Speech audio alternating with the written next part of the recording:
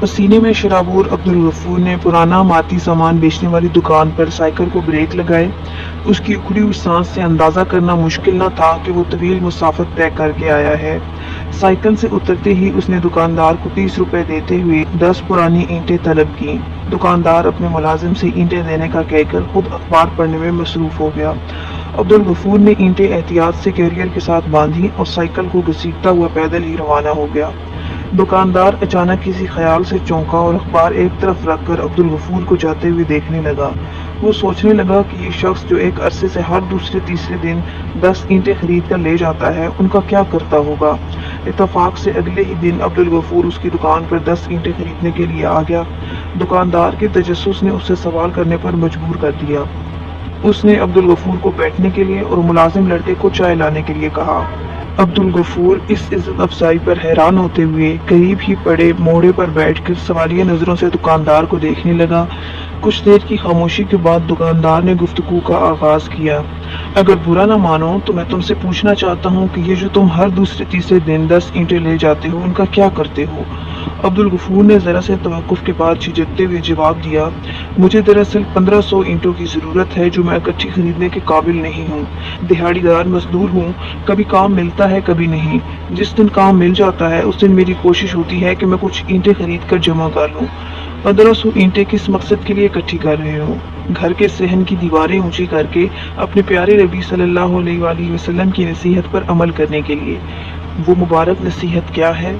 एक शख्स ने हजूर अकरम सल्लल्लाहु अलैहि वसल्लम की खिदमत में हाजिर होकर अर्ज की कि उसका अच्छा भला कारोबार कुछ अरसे से इंतहाई मंदे का शिकार हो गया है। तंगदस्ती की वजह से 2 वक्त की रोटी पूरी करने के लिए उधार की नौबत आ गई है।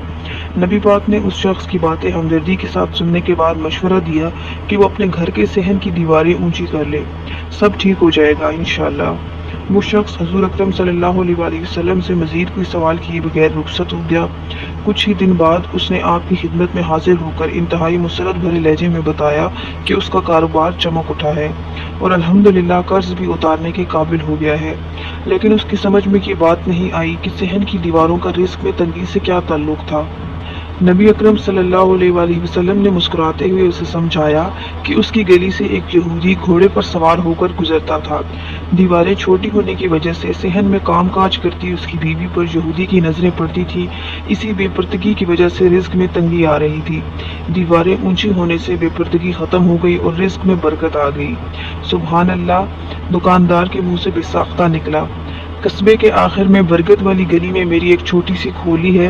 अब्दुल गफूर ने अपनी बात जारी रखते हुए कहा, जहां मैं अपनी 8 और 7 साल 2 बेटियों के साथ रहता हूँ।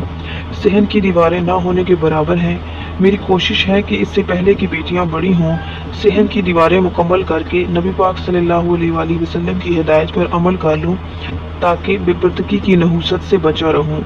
बहुत नेक जज्बा है। कितनी ईंटें जमा कर चुके हो अब तक। अब्दुल गफूर ने उंगलियों पर हिसाब लगाकर बताया कि 300 से कुछ ज्यादा ही हो गई है। चाय आ गई थी। दुकानदार ने चाय प्याली में अंडेलते हुए सरगोशी की, तुम फिक्र ना करो, तुम्हारे सहन की दीवारें मैं मुकम्मल करवा दूंगा। जी आप। मुझे उम्मीद है कि तुम मुझे इस नेक काम से नहीं रोकोगे, और मेरी ये भी ख्वाहिश है कि तुम मेरी दुकान पर मुस्तकिल मुलाजिम की हैसियत से काम करो। अब्दुल गफूर की आंखों में नमी तैर गई। वो गैर इरादी तौर पर आसमान की तरफ देखते हुए सोचने लगा कि रब ताला कितना करीम है कि नेक काम के इरादे पर ही अपने बंदे पर इनायात के दरवाजे खोल देता है। बेशक।